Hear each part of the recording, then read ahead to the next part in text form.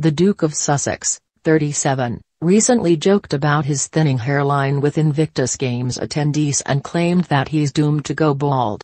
Harry addressed the topic while filming a Dutch TV show alongside Dutch athlete Bart van der Berg.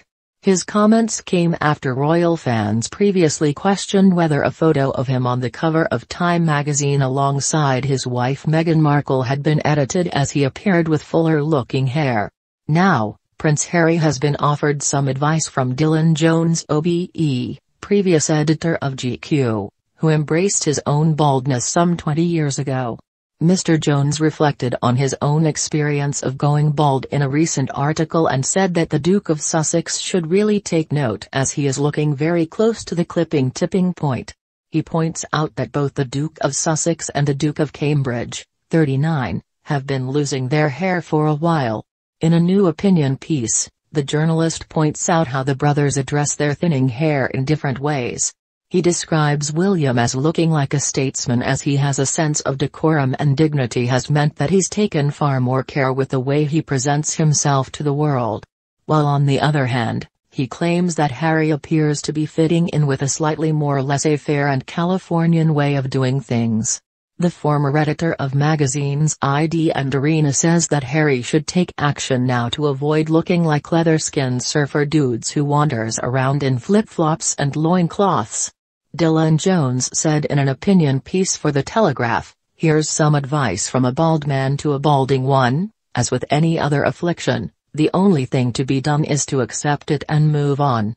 He insists that the Duke of Sussex, who stepped down from royal duties in 2020, should positively own shaving his head, adding "own the shape of your head. Own your space." He says that taking a pair of clippers to his thinning hair will make him look a hell of a lot more in control of his life. He points to cool-looking bald men whom Prince Harry could take inspiration from, including Hollywood actor John Travolta. He claims that Harry embracing his impending baldness may feel like a kind of admission of defeat or failure, but adds that the Duke shouldn't worry about such things. He goes on to say that Harry could use funds from his and Meghan's partnership with Netflix, speculated to be around $100 million, £72 million, to foot the cost. He wrote, "I'm suggesting he spends some of his Netflix fortune on some clippers. And while I obviously appreciate that he might not want to shave his head himself, I'd certainly encourage him to do so."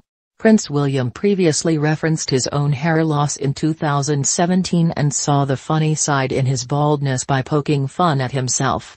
While shaking hands with some local London-based barbers, the Duke of Cambridge joked with a hairstylist that he doesn't have much hair so can't give you much business. Also in 2021, the Duke of Cambridge beat Mike Tyson and Jason Statham to be named world's sexiest bald man. Researchers found he had been described as sexy a whopping 17.6 million times online in blogs, reports and pages found in Google searches. The study was carried out by cosmetic surgery specialists Longevita.